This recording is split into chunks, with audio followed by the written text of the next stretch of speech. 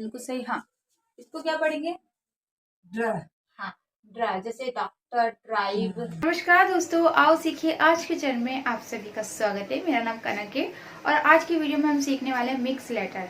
जैसे भी आधे लेटर होते हैं हम उसको पढ़ने में काफ़ी डिफिकल्ट लगता है और उसको गलत पढ़ देते हैं, तो यहाँ पर वो भी सिखाऊंगी मैं। और साथ के साथ आपको वर्ड मीनिंग सिखाने वाली हूँ, वर्ड मीनिंग कैसे याद करते हैं वो भी झटपट। और साथ के साथ मैं आपको लिखना भी सिखाऊंगी इस वीडियो में। और उससे भी बड़ी बात यह है कि इस वीडियो में जितना भी टॉपिक है आपको बिल्कुल आसान तरीके से सिखाया जाएगा। लेकिन अगर आपने चैनल को सब्सक्राइब नहीं किया तो जल्दी से कर लीजिए, ताकि आप जल्दी से इंग्लिश सीख सके और अच्छे अच्छे वीडियो जो इंग्लिश सीखने के वो आपको मिल सके।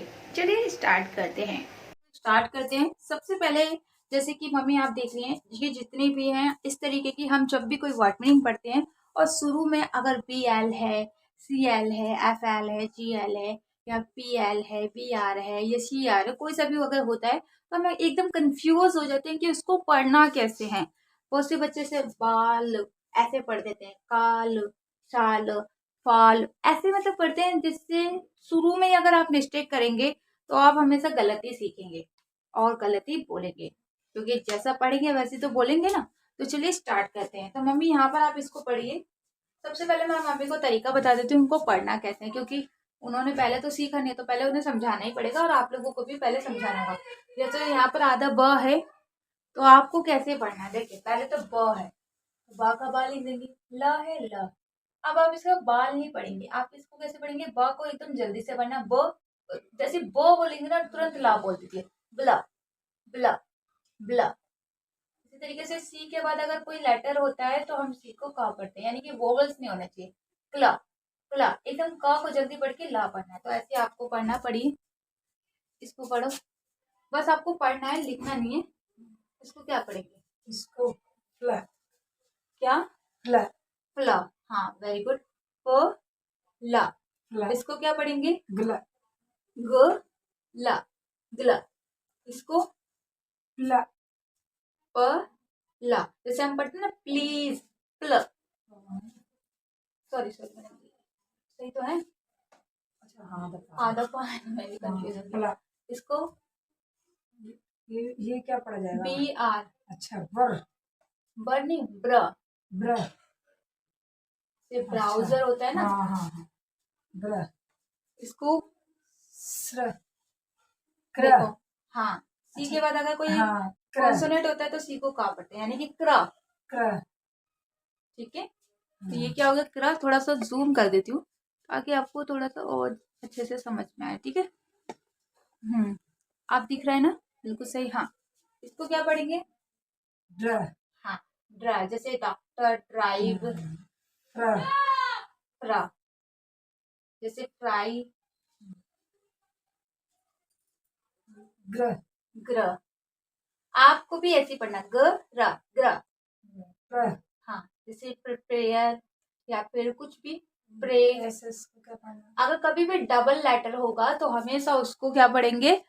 कोई भी डबल लेटर हो हमेशा उसको एक ही बार पढ़ना है। जैसे एस को हम स पढ़ते हैं तो हम इसे एक ही बार पढ़ेंगे, बस इसे थोड़ा खींच के पढ़ना है। जैसे स, क्लास ऐसे पढ़ते हैं ना, थोड़ा सा धीरे से पढ़ना है। स, इसको क्या पढ़ेंगे? ये ल होता है, एल को ल, ल ऐसे पढ़ना है। ठीक है, उसके बाद डबल हो कहीं पर भी होगा तो आप उसे ऊ पढ़ेंगे। ठीक है, डबल ही होगा तो उसको ई पढ़ना है। एल वाई को ली पढ़ेंगे। एस के को क्या पढ़ेंगे? एस। शक। शक। शस। वैसे तो हम एस अगर शुरू में होता है ना तो इसको इस पढ़ते हैं, तो इश्क, इश्क। इसको शम। सम, वेरी गुड। इसको शम। स्नो, स्नो, स्नो बोलते हैं ना, स्नो। ठीक है, तो समझ में आ रहा है आपको भी? आप ही साथ के साथ प्रैक्टिस करिए, पढ़िए, तभी आपको समझ में आएगा। और अगर आप हमारी कोचिंग ज्वाइन करना चाहते हैं तो आप कोचिंग जरूर ज्वाइन कर सकते हैं, जिसमें आपको सारे A to Z रूल्स मिलेंगे। और रूल्स के साथ साथ मैं आपको सारी क्लासेस भी कराऊंगी, A to Z जितने भी रूल्स है।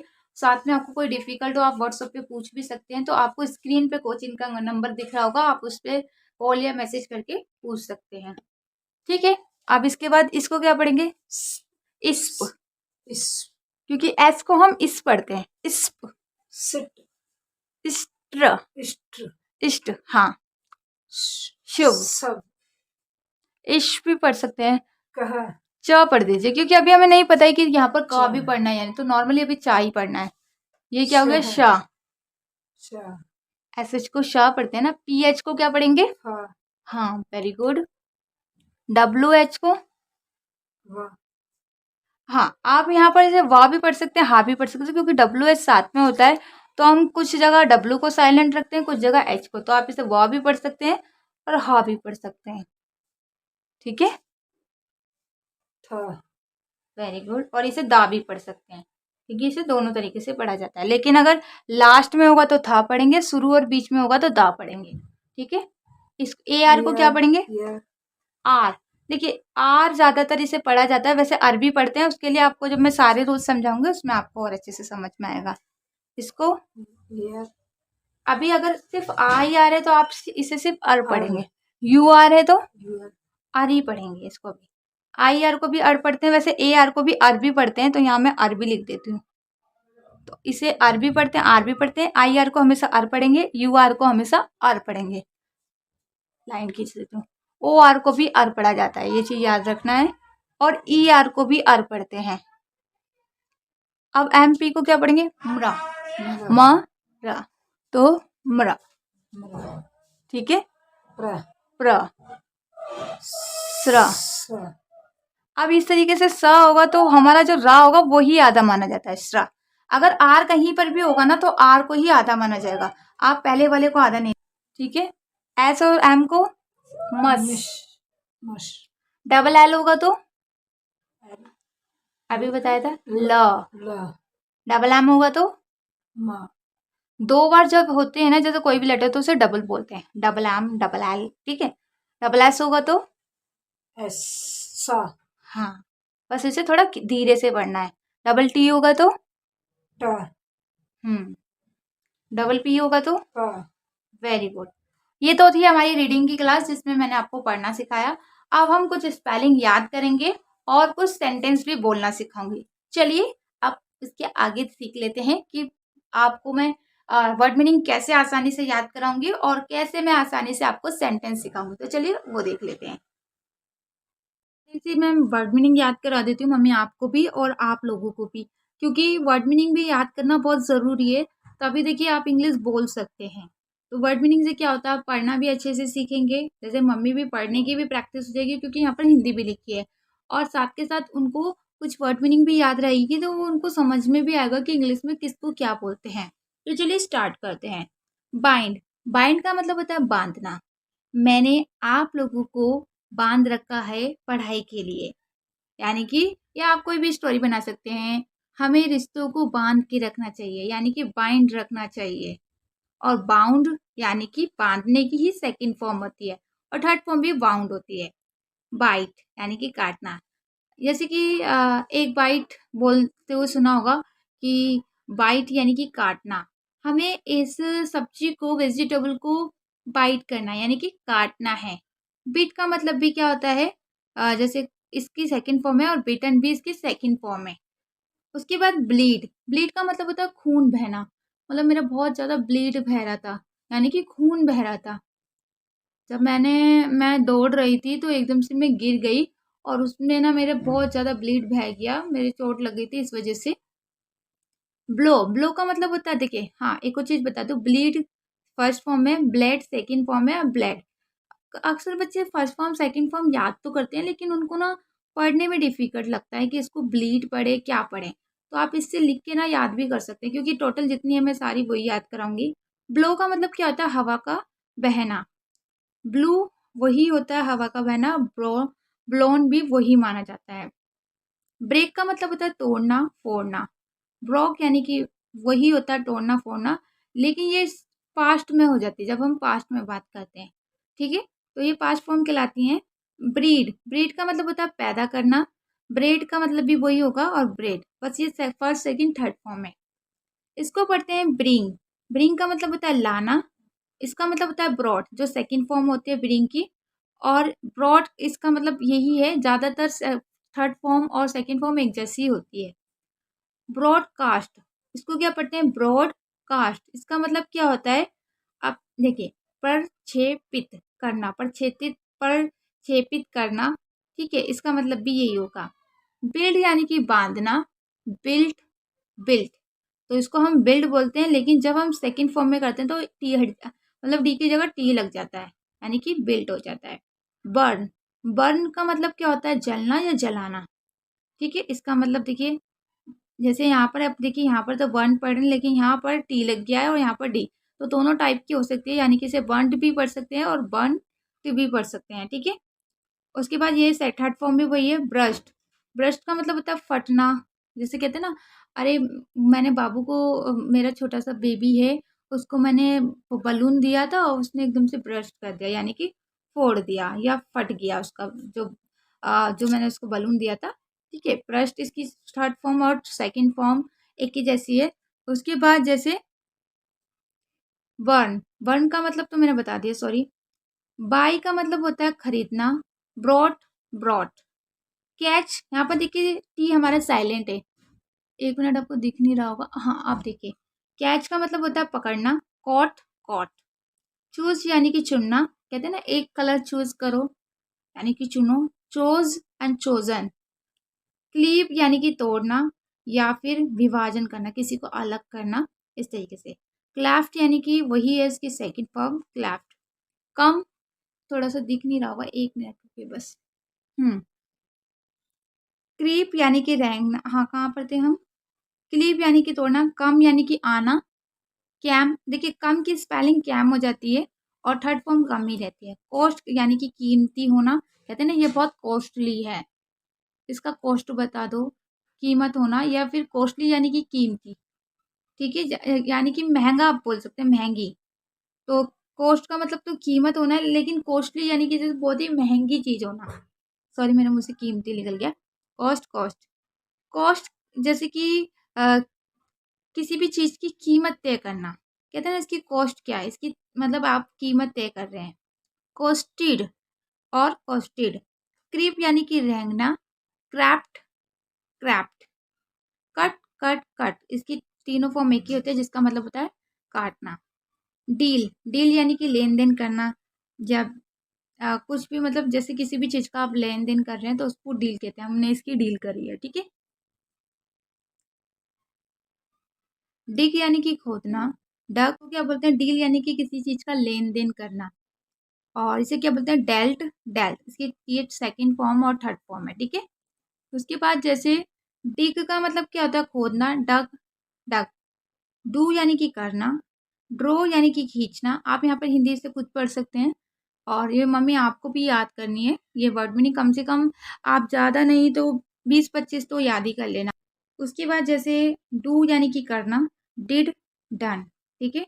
ड्रॉ यानी कि खींचना, और ड्रू एंड ड्रॉन, ठीक है। ड्रीम यानी कि सपने देखना, ड्रीम्ड, ड्रेम्ड भी बोलते हैं, ठीक है। उसके बाद जैसे ड्रिंक यानी कि पीना, ड्रिंक, ड्रंक। ड्राइव यानी कि जैसे वाहन चलाना, किसी जैसे गाड़ी चलाना, ड्रॉप, ड्राइवन, या फिर ड्रीवन, ठीक है। ड्र ड्रवेल, इसे क्या पढ़ेंगे, देखिए अभी मैंने आधे बताया ना, ड्रवेल यानी कि रहना, और इसमें क्या है, ड्वेल्ट एंड ड्वेल्ड। ईट यानी कि खाना, इसे एट भी पढ़ते हैं लेकिन वो सेकंड फॉर्म होती है, ईट, एट, ईटन, यानी कि खाना। फॉल यानी कि गिरना। अब देखिए आप सोचेंगे इनमें से याद कौन सी करें, आप अभी सिर्फ ये याद करिए, क्योंकि मैंने पहले ये याद करनी है, बाद में ये आपको इसका एक रूल्स होता है जो मैं आगे आपको समझाऊंगी कैसे इसको आसानी से आप याद कर सकते हैं। तो अभी सिर्फ फर्स्ट फॉर्म याद करिए। ईट यानी कि खाना खाना, फॉल यानी कि गिरना, फीड यानी कि खिलाना, फील यानी कि एहसास होना, फाइट यानी कि लड़ना, फाइंड यानी कि खोजना या ढूंढना, और जैसे फली यानी कि भाग जाना, जैसे बोलते हैं ना, फ्लाई होता है, फ्ली होता है, फ्ली यानी कि भाग जाना, फ्लाई यानी कि उड़ना, ठीक है। उसके बाद जैसे फॉरबिड, मना करना, फॉरगेट, भूल जाना, फॉरगिव यानी कि माफ करना। तो ये आपको कैसे याद करना है, जैसे आपको वर्ड मीनिंग को याद करना कैसे चाहिए, जैसे मान लीजिए मैं 5 वर्ड मीनिंग लेती हूँ, मैंने इतनी वर्ड मीनिंग लिया, आज मुझे 10 वर्ड मीनिंग याद करनी है। ज़रूरी नहीं है कि आपको सारी एक साथ करनी है, सिर्फ 10 मीनिंग 1 2 3 4 5 6 7 8। मान लीजिए 8 है, अब मैं 10 ले लेती हूँ, 2 और ले लेती हूँ। अब मुझे ये याद करनी है, कैसे करूँगी? फ़ॉल यानी कि गिरना। कल की बात है, जब मैं सीढ़ी से आ रही थी तो मैं फ़ॉल हो गई, यानी कि गिर गई। ऐसे याद करा। फ़ीड यानी कि खिलाना, और जैसे मैं गिरी तो एकदम से जो मेरे पड़ोसी थे, वो कुत्ते को कुछ खिलाने लग गए। क्योंकि मैं एकदम से गिरी तो उनको हँसी आ रही थी वहाँ रुकने की वज़ह से। यानी कि जैसे ही मैं फ़ॉल हुई तो वो कुत्ते को फ़ीड करने लगे, यानी कि खिलाने लगे। और इस चीज़ के मुझे बहुत ज़्यादा फ़ील हुआ, मुझे बहुत एहसास हुआ कि बताओ ये मेरे ऊपर हँस रहे हैं। इन्होंने ये नहीं कि पूछ लेते बेटा लगी तो नहीं, या एक होता है ना भई हाँ।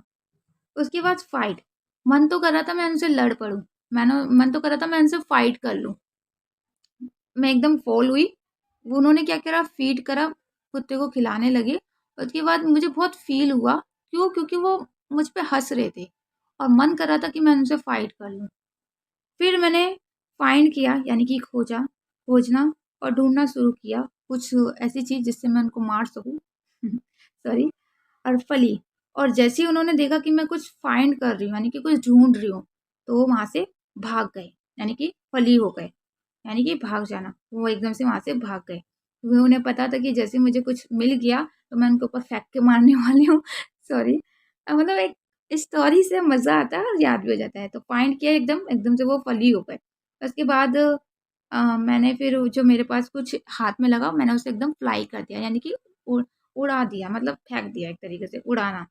एकदम से वो फ्लाई, मेरे आस-पास के जो मच्छर थे वो एकदम फ्लाई हो गए, यानी कि उड़ गए, ऐसे बोल दीजिए। उसके बाद फॉरबिड यानी कि मना करना। मेरी मम्मी ने एकदम मुझे मना कर दिया कि ऐसा नहीं करते हैं, चाहे कोई कैसा भी है, आपको किसी पे हाथ नहीं उठाना चाहिए। फॉरगेट, और लोगों को माफ़ कर देना चाहिए, उनकी अगर कुछ हुआ भी है तो उसको भूल जाना चाहिए। फिर फॉरगिव, और आपको उनको माफ़ करना चाहिए, मतलब सॉरी, फॉरबिड यानी कि मना करना चाहिए। मेरी मम्मी ने मुझे मना किया। और फॉरगेट यानी कि उन्होंने बोला कि कभी भी कोई अगर बात हो जाती है तो उसको भूल जाओ, ज़्यादा उसको अपने मन से मत लगाओ कि उन्होंने मेरे को देख के मजाक उड़ाया। और हर किसी को माफ़ कर देना चाहिए, क्योंकि अगर आप किसी को माफ़ करते हैं तो आप एक अच्छे इंसान हैं और आप बड़े बनते हैं। लेकिन अगर आप किसी को माफ़ नहीं करते हैं तो आप हमेशा छोटे ही रहते हैं। तो इस तरीके से देखिए कितनी सारी स्पेलिंग है, लेकिन इस स्टोरी के थ्रू ना हमें याद रहता है। जैसे मैंने उन्हें फॉरगिव कर दिया, मतलब मैंने उन्हें माफ़ कर दिया, या माफ़ करना। मैं हर चीज़ों को फॉरगेट करती हूँ, मैं भूल जाती हूँ। फॉरबिड यानी कि मना करना, मैं किसी को किसी चीज़ के लिए मना नहीं करती। आई मीन मैं किसी को किसी चीज़ के लिए फॉरबिड नहीं करती हूँ। फ्लाई, मुझे उड़ते हुए पंछी फ्लाई, मतलब मुझे फ्लाई करते हुए पंछी जो भी होते हैं, वर्ड्स अच्छे लगते हैं। और फली, जब मुझे गुस्सा आता है तो सब भाग जाते हैं, यानी कि जब मुझे गुस्सा आता है तो सब फली हो जाते हैं। तो ऐसे आपको याद करना है, ठीक है? जैसे कि कुछ सेंटेंस ले लेते हैं जो नॉर्मली हम बोलते हैं। मम्मी आप भी कुछ सेंटेंस आप याद कर सकती हैं, ज़रूरी नहीं है कि आपको इंग्लिश टेंस वगैरह बिल्कुल आना चाहिए, आप वैसे भी बोल सकती हैं। जैसे हमने बोला मार्बल्स, मार्बल्स यानी कि वाह-वाह। जैसे हमें कोई चीज़ अच्छी लगी, हम बोले वाह-वाह क्या बात है! तो हम ऐसे क्या बोलते हैं, मार्बल्स यानी कि वाह-वाह, वेल डन। अब मान लीजिए जैसे आप बहुत अच्छे हैं, बहुत अच्छे से पढ़ रहे हैं और आपको मैंने कोई टेस्ट दिया, आपने बहुत अच्छा करा, तो मैं बोलती हूँ वेल डन। तो आप अपने फ्रेंड्स को भी बोल सकते हैं, अगर उन्होंने कुछ काम अच्छा किया है तो आप उसे वेल डन बोल सकते हैं उन्हें। अति सुंदर यानी कि ब्यूटीफुल तो सभी जानते हैं, ये तो बताने की ज़रूरत नहीं। अरे!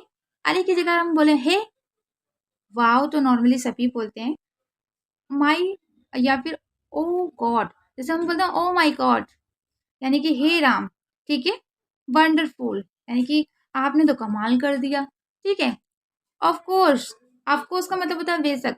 क्या मैं ये काम कर सकती हूँ? ऑफ कोर्स, आई मीन बेशक। थैंक गॉड, मतलब ईश्वर का धन्यवाद है। By God's grace, by God's grace, आप इसे देख भी सकते हैं। क्या आपने इसे सही पढ़ा है? आप इधर से पढ़िए और फिर साइड में देखिए आपने सही पढ़ा है या नहीं। इसका मतलब होता है ईश्वर की कृपा से। मे गॉड ब्लेस यू, हम बोलते हैं ना बच्चा, मे गॉड ब्लेस यू, यानी कि खुदा आपको बरकत दे। अब मैं आपको बोलती हूँ मेरे स्टूडेंट को, मे गॉड ब्लेस यू, यानी कि खुदा आपको बरकत दे, ठीक है? सेम टू यू, हम आजकल नॉर्मली सभी बोलते हैं सेम टू यू। अगर कोई हमें बोलता है ना जैसे कुछ भी चीज़ अगर हम विश करते हैं तो हम नॉर्मली यही बोलते हैं सेम टू यू। ठीक है, जैसे मैंने बोला हैप्पी दिवाली, हैप्पी ईद, तो हम क्या बोलते हैं सेम टू यू। ठीक है। एक्सीलेंट, एक्सीलेंट पढ़ते हैं बच्चे, लेकिन इसको एक्सीलेंट बोलते हैं, एक्सीलेंट। एक्सीलेंट यानी कि बहुत बढ़िया। बड़े दुख का समझदार, सॉरी, बड़े दुख का समाचार है, मैं भी क्या बोल रही हूँ, हाउ सैड। हाउ सैड यानी कि बड़े दुख का समाचार है, बड़ी खुशी का समाचार है। That is a good news, that is a good news. इससे आप प्रैक्टिस भी कर सकते हैं कि आप कहीं गलत तो नहीं पढ़ते हैं। कितनी बड़ी विजय है, डेट आर ग्रीटी। वैसे ग्रीटी भी पढ़ सकते हैं, लेकिन इसे क्या पढ़ते हैं, ग्रेट। ग्रीटी बहुत से बच्चे पढ़ते हैं, लेकिन राइट और रॉन्ग क्यों नहीं है, क्योंकि देखिए ई ए को हम ज़्यादातर ई पढ़ते हैं, तो आप भी गलत नहीं है। तो इसे क्या पढ़ेंगे, ग्रेट। ऐसे क्या पढ़ते हैं, बिकटी। अब देखिए बी क टी, क्योंकि ओ आर को आर पढ़े हैं, तो ये क्या हो गया, बिकटी। बिकटी का मतलब क्या होता है, देखिए विजय। कोई भी चीज़, जैसे हम ग्रेट का मतलब क्या होता है, जैसे कोई भी बड़ी चीज़, जैसे हम बोलते हैं ना, कितनी बड़ी विजय है, यू आर ग्रेट, तुम कितने अच्छे हो, यानी कि कितनी, एक तरीके से कितनी के लिए। ठीक है। और जैसे गुड हेवेंस, हेवेंस का मतलब होता है जैसे आचार्य, अरे प्रभु मेरे, या फिर आचार्य में हम एकदम चौंक के बोलते हैं ना, गुड हेवेंस। हेलो लिशन, ऐसे बोलते हैं बच्चे, हेलो लिसन, लेकिन इसका रियल क्या होता है मीनिंग, हेलो लिसिन। क्या बोलते हैं, हेलो लिसिन। लिसिन का मतलब होता है सुनिए। हेलो तो हम बोलते हैं, जैसे हेलो, उसको भी हम सुनिए बोल सकते हैं, हेलो, या फिर आप बोल सकते हैं लिसिन। दोनों में से कोई सा भी बोल सकते हैं। इसका मतलब ये है, आपको दोनों हेलो लिसिन नहीं बोलना, आपको बोलना या तो हेलो या फिर लिसिन। हरी अप, यानी कि हरी अप का मतलब होता है फटाफट, कोई भी काम जल्दी करना, जल्दी करिए, हरी अप। प्लीज इसलिए लगाते हैं जब हम किसी को किसी चीज के लिए कमांड देते हैं, किसी चीज को करने का आदेश देते हैं, तो अगर हम प्लीज लगाते हैं तो वो काम, मतलब जैसे आप किसी से काम करवा सकते हैं, अगर आप किसी को प्लीज करके कोई काम बोलते हैं। अगर आप हार्डली बोलते हैं ना, चलो जल्दी काम कर, उठो यहाँ से, जल्दी उठो, तो ऐसा लगता है कि आप मतलब किसी से बदतमीजी से बोल रहे हैं, तो इसलिए प्लीज जरूरी होता है। How terrible, how terrible, how terrible का मतलब क्या होता है, इसका मतलब होता है कितनी बुरी बात है, कितनी बुरी बात है। हाउ डिसग्रेसफुल, हाउ डिसग्रेसफुल का मतलब होता है कितने अपमान की बात है। डिसग्रेसफुल, टेरिबल, ये क्या होते हैं, जैसे गलत चीज, जैसे बुरी बात, अपमान की बात, उसको बोला जाता है। उसके बाद जैसे हाउ एब्सर्ड, हाउ एब्सर्ड का मतलब होता है बड़ी फिजूल बात है। एब्सर्ड यानी कि फिजूल, बड़ी फिजूल बात है, हम बोलते हैं ना हाउ अपसेट, बड़ी फिजूल बात है। How dare he, how dare he, आपने सुना भी होगा हाउ डेयर, यानी कि इसका मतलब होता है उसकी इतनी हिम्मत, उसकी इतनी हिम्मत। हाउ डेयर आपने मूवीज में भी सुना होगा। हाउ स्वीट, क्या खूब है। हाउ लवली, कितना सुंदर। How dare you say that, how dare you say that, इसका मतलब होता है ऐसा कहने की तुम्हारी हिम्मत कैसे हुई। How dare, how dare you say that, ऐसे बोलना। आपको कैसे बोलना है, पहले प्रैक्टिस करना है। How dare you say that, how dare you say that. ठीक है, तो ऐसे आप बोलेंगे तो याद रहेगा। वैसे ज़्यादा बड़े जो आपको सेंटेंस लग रहे हैं वो आप बाद में याद करें, पहले आपको सिंपल सिंपल याद करना है, जो आपको नॉर्मली याद भी है, पहले उनको प्रैक्टिस कर लीजिए। ओ डियर यानी कि ओ प्यारे, आई मीन ऐसे बोलते नहीं है हम लोग, लेकिन बस ऐसे।